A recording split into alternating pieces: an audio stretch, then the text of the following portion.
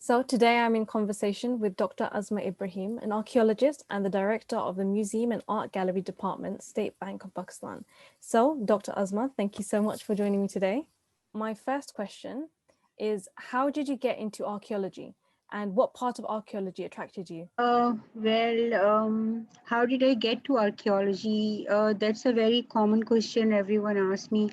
And being the first woman archaeologist of Pakistan, I think that's the most frequent question people ask me, that why I chose a field where there was so much difficulties and where there was, like no women and kind of you can see there were a lot of difficulties and I didn't have a chance for any employment. So why I took that subject.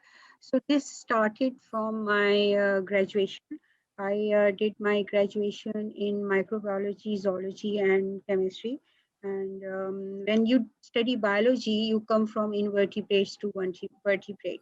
And then at vertebrates, suddenly it discontinues and you don't know what happens to the chimpanzees or, the orangutans. So how the evolution of man occurred. So that was one of the curiosities I had, and I thought that which subject can take me to answer these questions.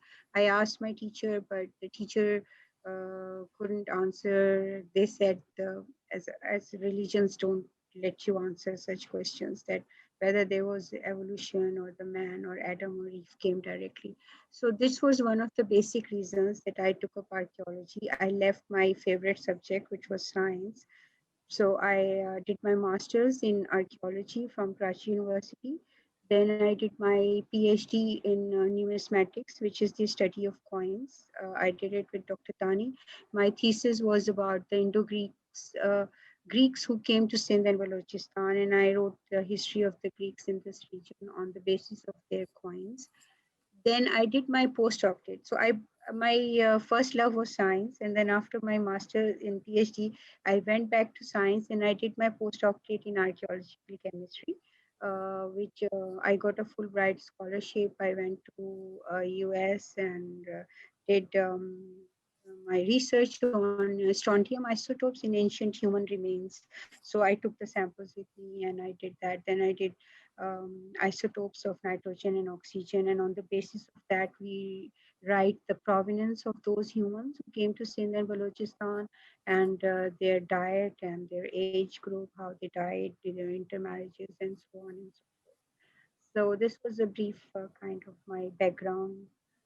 Wow. So within Pakistan, are there many archaeological departments? Oh, in Pakistan, no, there are not several departments of archaeology.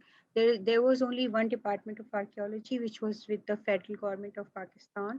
As soon as I did my master's, I was so excited to join it. I wanted to go to the field and dig up the human remains and work on them.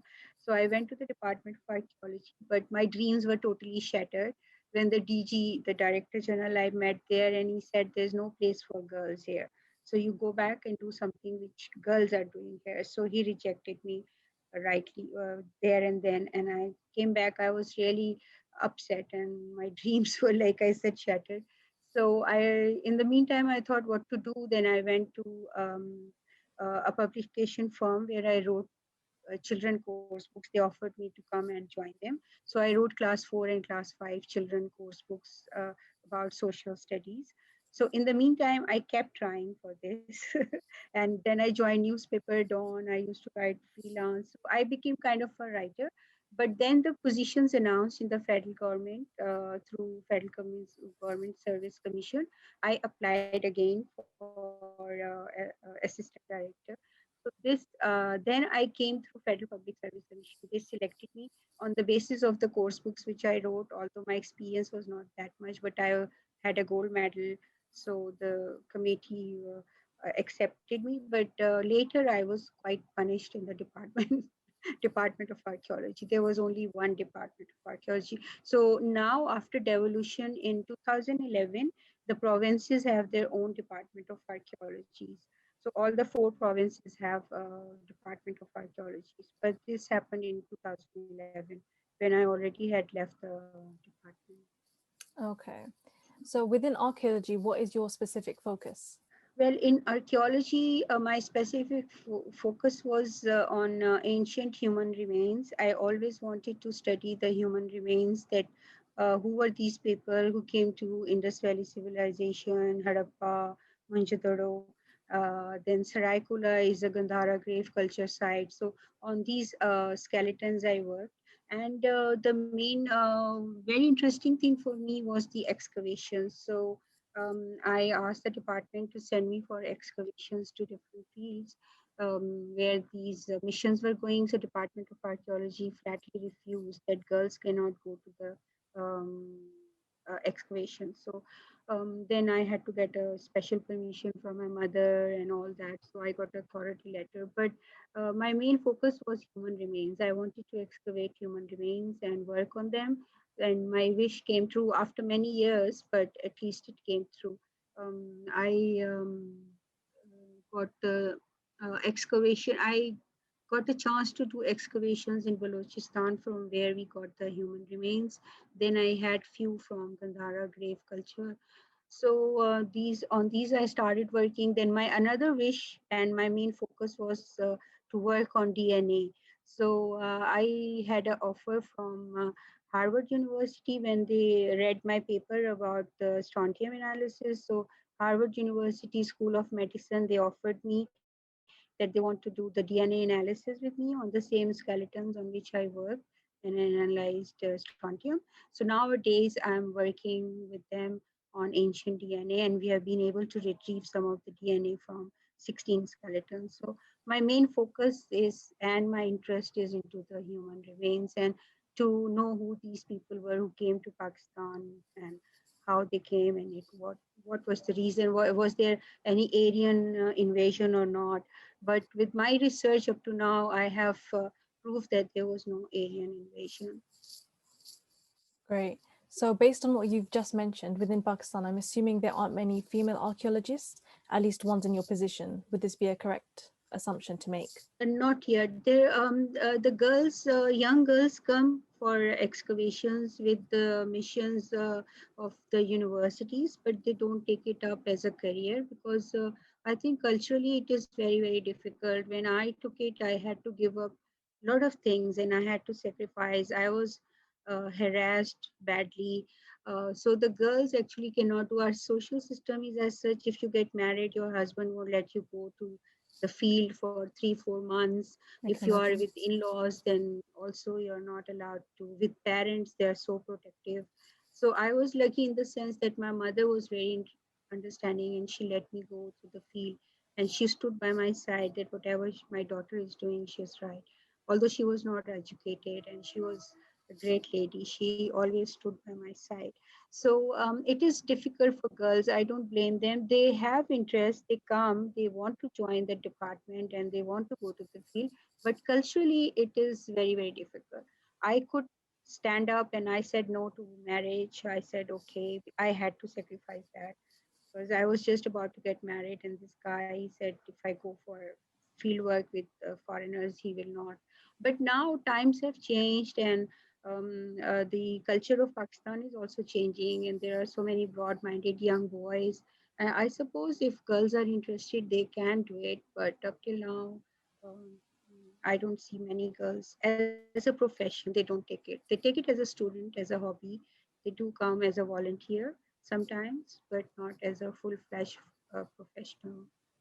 Yeah. So you've touched upon it briefly. So what's your experience been like as a female archaeologist and the journey to become one in such a male-dominated field? Has it been positive, negative? From what you've said, it seems to be the journey seems to be a bit more negative. Well, my experience was a bad experience with the men. It was a fully men department, and when I was actually punished, and I was sent to exploration and excavation branch, which was kind of a dungeon.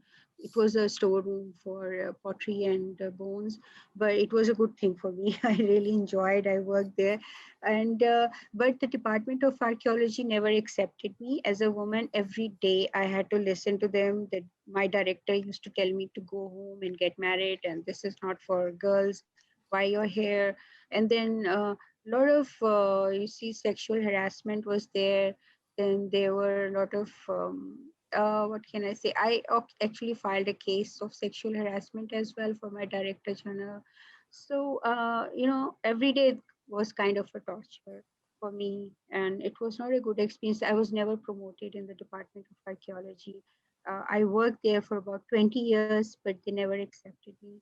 And so I was kind of a degraded, but I kept on doing what I wanted to. Although sometimes I used to cry, and the best thing I used to do when I was down used to read the biographies of the women who changed the world, and they used to lift up my spirits, and I used to go back again to the department. But it was not a good experience in fully men department, male dominating department. Okay, so from when you first became an archaeologist uh, to present day, has there been any shifts in the accessibility and for women and harassment of women? Has there been any sort of change, or is it still quite similar now?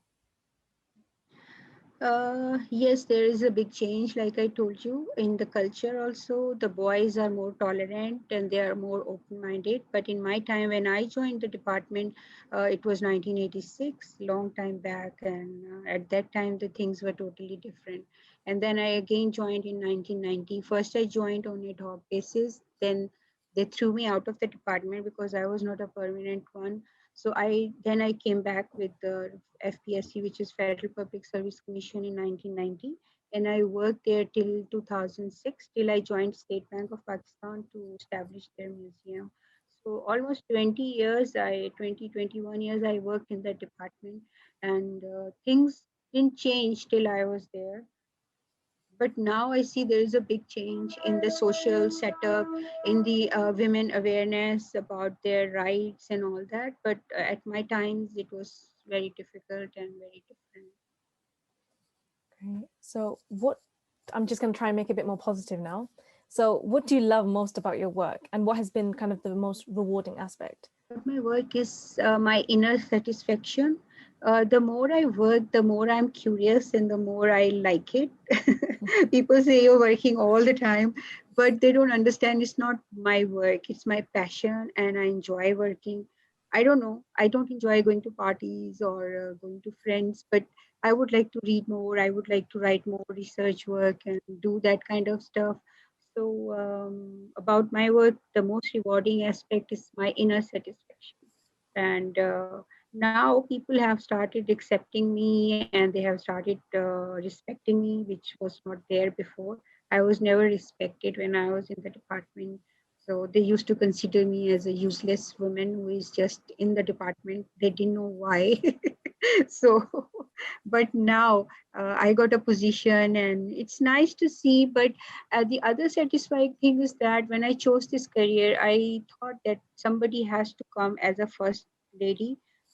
The first lady always had to sacrifice, so I didn't mind sacrificing, and I still don't mind sacrificing. And so I like it. I like my work, and everything about my work is my passion, and I enjoy really. So you can say I enjoy museology, I enjoy archaeology as much as both the subjects, and I work both ways. Like I establish museums, I do consultancy for museums, and I work in the field also. So I'm happy.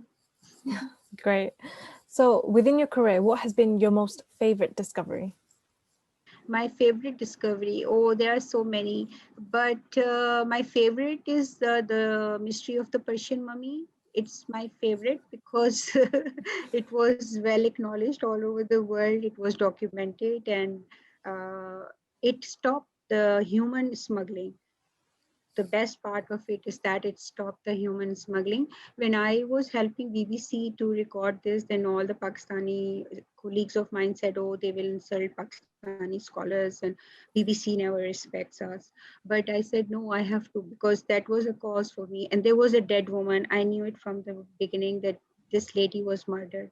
So I have to do something for this lady also.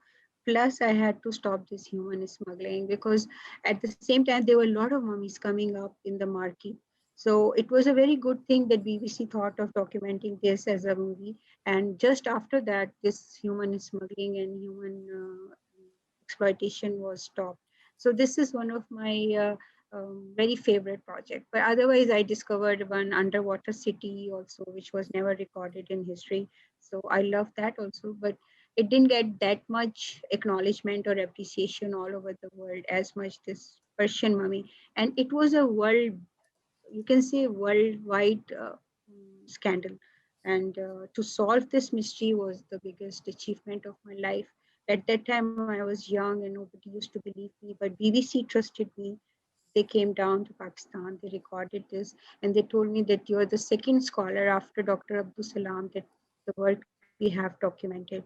So it was kind of a very pride moment for me, for Pakistan also, I suppose, and that's one of my favorite. Absolutely. And I'm, of course, going to talk about the Persian mummy case in a bit. But before that, I just want to ask, which underwater city did you mention that you discovered? Underwater city is close to Bambor. You have to walk into the mud for about 1 or so hours. It's about 36 kilometers from in Indus Delta from Bambor, city of Bambor, which is first Islamic port. So I discovered this city with just a panel, which was swimming in one of the canals of the water, and this panel I discovered, and then we went further into it. So there was a Islamic graveyard on top of this site, and nobody knew that there was a city under it. It's not recorded in the historical sources. So it's the 1314 Seljuk period site, and there was a huge mosque. I have documented that and published that also. There were two mosques, and then there were residential area also. There was a kiln of pottery. So that's one unrecorded city, which is under the water, and you can see the city only from 6 o'clock in the morning till 8 o'clock in the morning, and only the late dates of the moon when it is 20th 21st of the moon, and then it just goes under the water. So it's not possible to excavate it, or as far as we could do, the much we could do was just to record it, and we did the recording and published that paper. Great. So you've set up the State Bank Museum in Pakistan. So what was that like? Did you face any challenges when you were setting it up? Oh yes, many challenges for the State Bank Museum, because State Bank just handed me over one building which was full of junk, and they abandoned this building in 2004, and they told me to establish a museum. There was no collection, there was no team for it. So I had to develop, I had to train young people. I got 5 young graduates from Visual Studies department. I trained them into museology, and at the same time I acquired the collection, gave the theme. In the sense, it was very interesting for me because it was like my baby. I just could do anything. They didn't State Bank didn't know much about museums, so they just left me with this building and some funding, so I could do whatever. So I gave the theme, and then I acquired the collection. I collected the paintings from all over Pakistan of Sadikan. I established a beautiful gallery. Plus, we have galleries of coinage from pre-Islamic coinage, 600 BC up to now, stamp gallery, and then currency gallery, history of State Bank, governor's gallery. And on 1st of July, we are going to complete our first decade of the inauguration of State Bank. So I requested post office, and we are going to launch a stamp on the first decade of State Bank Museum. So it was challenging, and it is still challenging in a way that it is a bank and we are not the core function of the bank. So museum is just a side thing.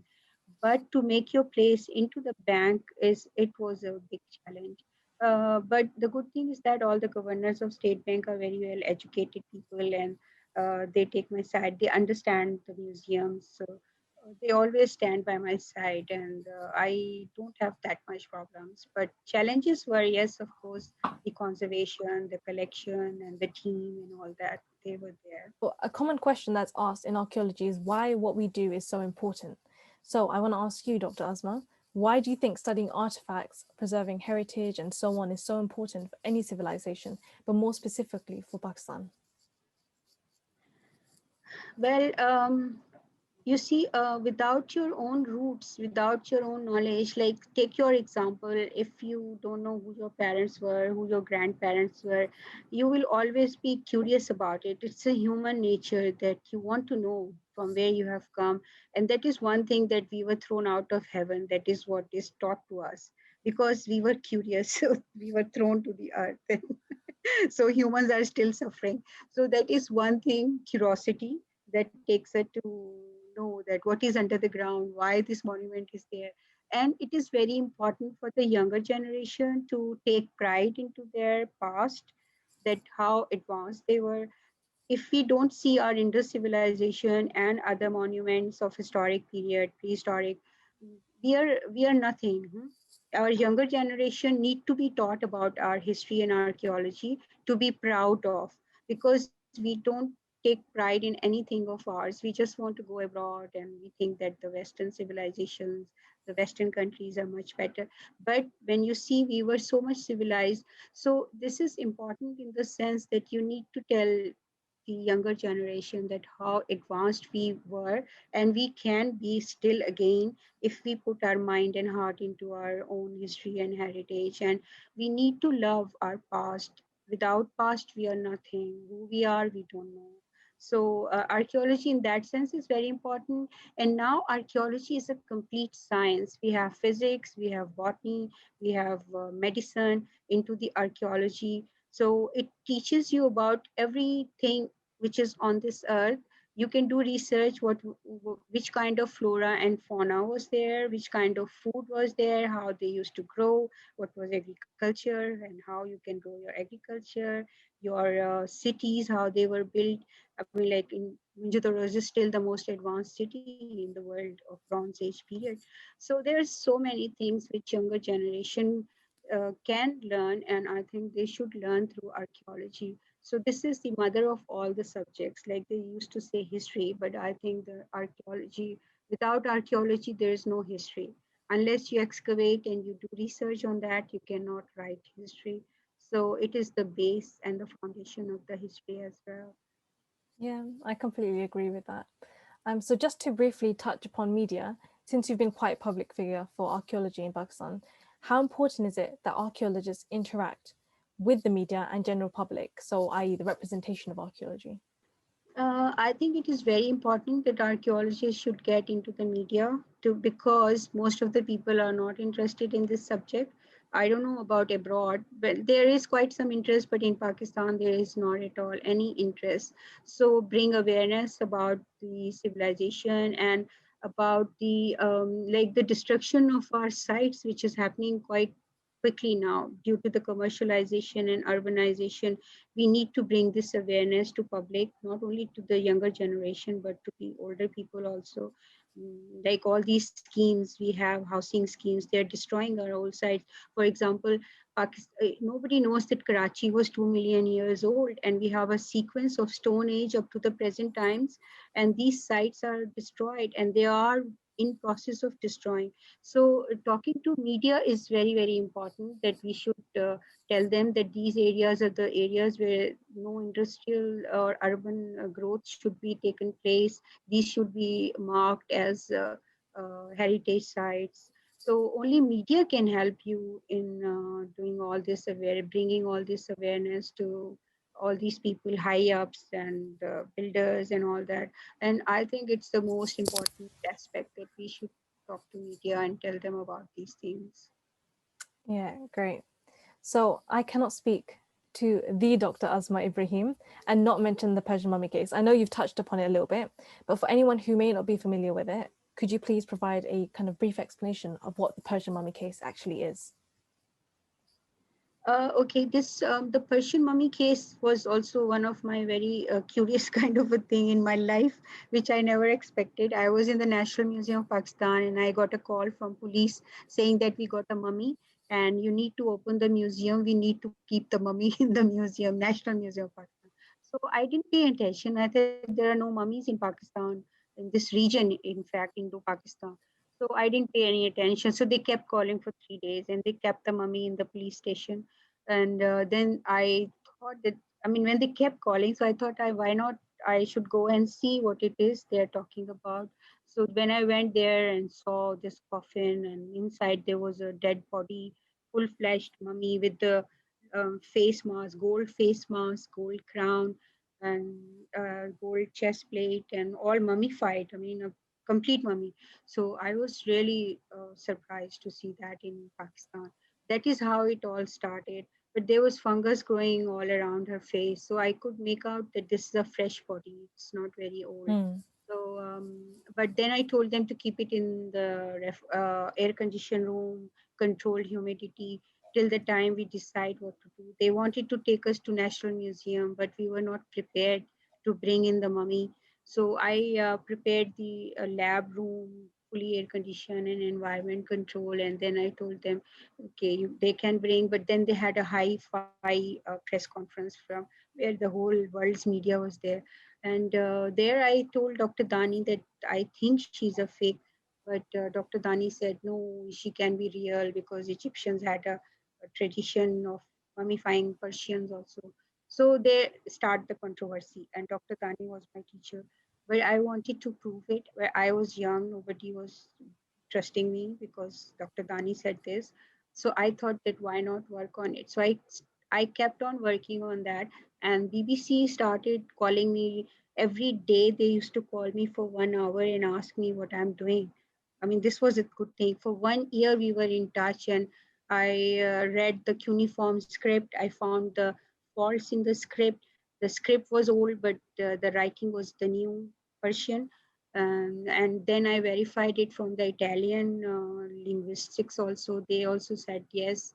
And William Smith from British Museum, he also studied that. So I was in touch, and at that time the internet was so slow, you won't believe. In 1 hour, I used to send one photograph, and for whole night I used to sit in front of the computer and only could send 4 or 5 photographs. The internet was not like what we have nowadays in 2000 in Pakistan. So I really did this hard work, and then BBC realized that she has found the physical faults into the mummy. Aga Khan cooperated with me, collaborated, and they did the CT scans for free. British oxygen people were giving me a cylinder of nitrogen every day. I prepared a special kind of a, you can say, box where oxygen could go out through a pipe and nitrogen could come in, all self-made. And British oxygen company used to send me a cylinder every day for nitrogen. And then I took out the mummy from the coffin. It was badly stuck with the mat, took it to the Khan. We did the scan, and then I was sure she is a fake. And then I confirmed it to the BBC that I got the relative dating proves that she is a fake, and now we have to go for scientific dating, so analysis. So BBC said, "What you want to do now?" I said, "I need some physical and the somebody who can tell me the inner side, like what you call. We got this person, scientist from Britain, Sheffield University, forensic pathologist. And BBC said, okay, we will sponsor half of your project, but you don't have to tell anyone that we are sponsoring it because you are not allowed to. Okay, so this was done, and they were bringing in their forensic pathologists. But suddenly the police said, you cannot do autopsy of a woman by a man.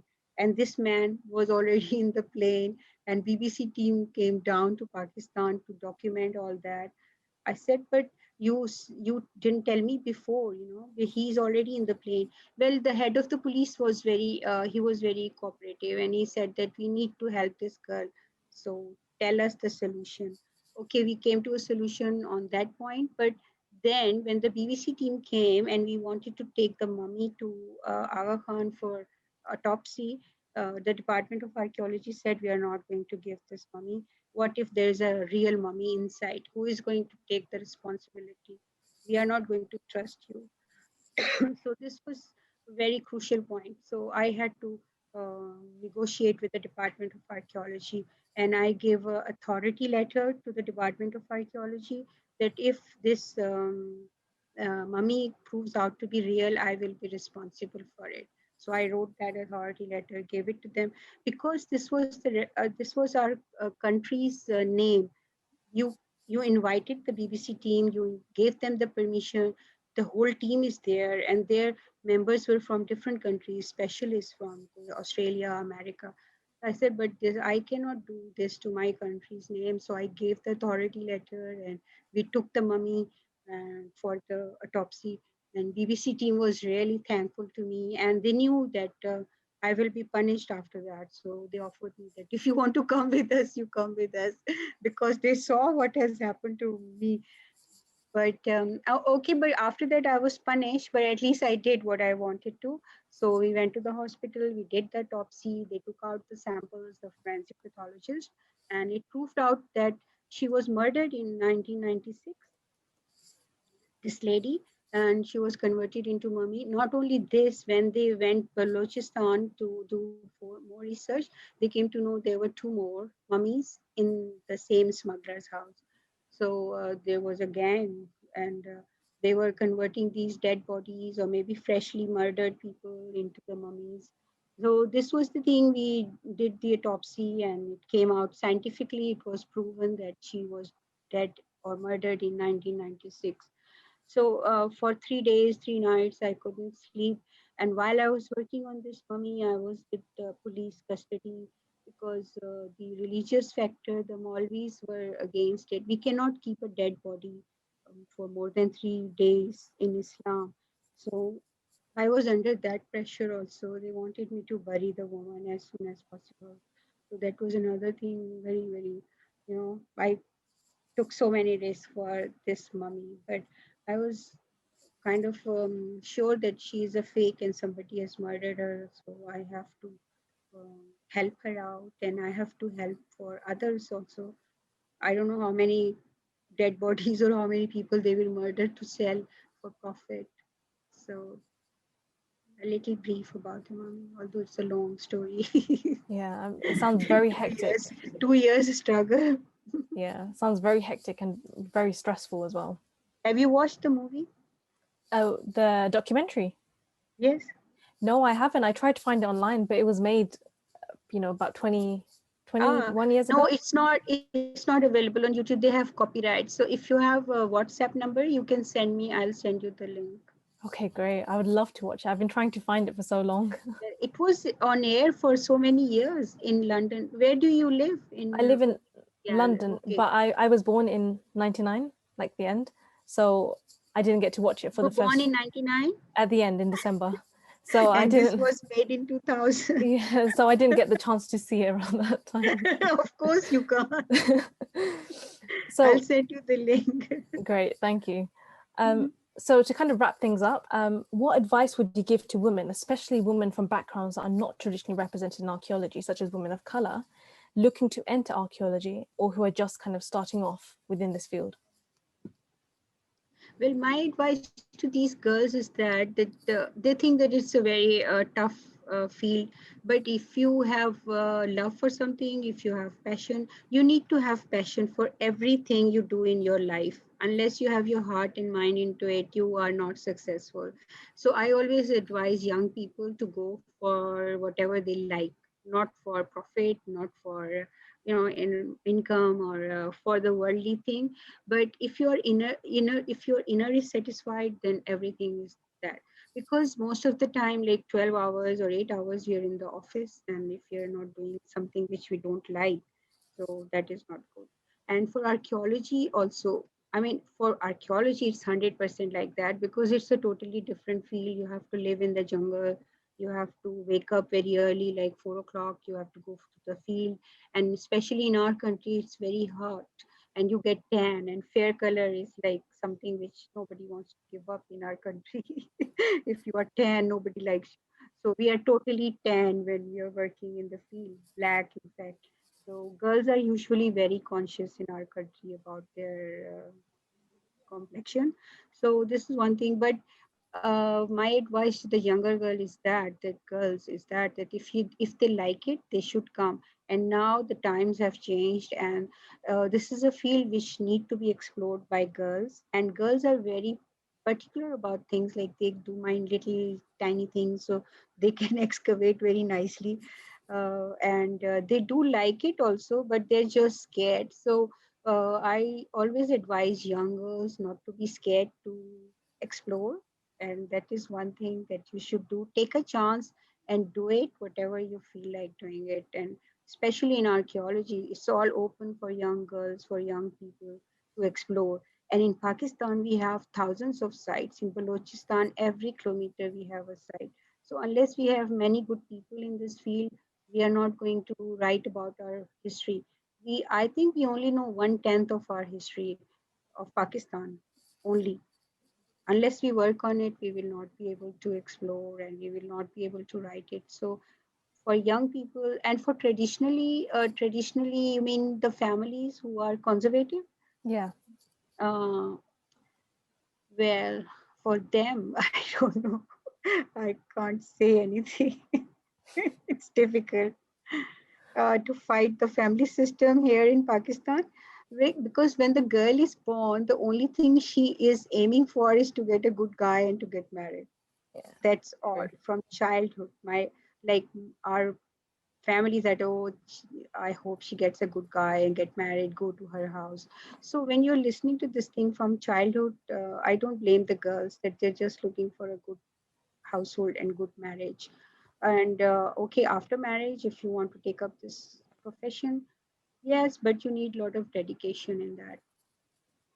And for families, I always like whenever I go for a talk on Women Day, or I tell girls that you need to change. You are the ones who can change the family system, not your mother. Now your mother is okay, she's there, but unless you, when you have kids, you have to tell your boys that okay, women is not what you think. Huh? Unless we do it with the younger generation, young boys, they won't know. Like we see in the foreign countries, there's no distinction between girl and the boy, but this is our system which is going on, and unfortunately I don't see that is happening. But now, like my niece and my other cousins, girls who are married, young girls, 20s and 30s, now they are doing this with their girls, which I like, and their boys. They gave equal status to girl and the boy. But still, there are so many things that I don't see they will be changed in another 50 or 100 years. Yeah, Not hopefully for this change will come child, about with the newer first generations. religion and the culture and all that. Absolutely. So I just want to say, once again, thank you so much for taking the time to speak with me and for your participation in the TrowelBlazers project. Well, thank you. I wish I could hear you more better, but Oh, maybe next time. hopefully, hopefully. I hope I made the sense I could read and Yeah, no, absolutely. You answered everything perfectly.